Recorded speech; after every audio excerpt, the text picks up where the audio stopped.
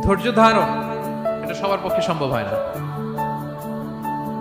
ধৈর্য এটা এমন একটা গাছ যে গাছের চারদিকে শুধু কাটা আর কাটা, কিন্তু ফলটা বড় মিষ্টি। আবার বলি, ধৈর্য এমন একটা গাছের নাম যে গাছের সারা গায়ে কাটা, সারা গায়ে কি, কিন্তু ফল মিষ্টি। ওই মিষ্টি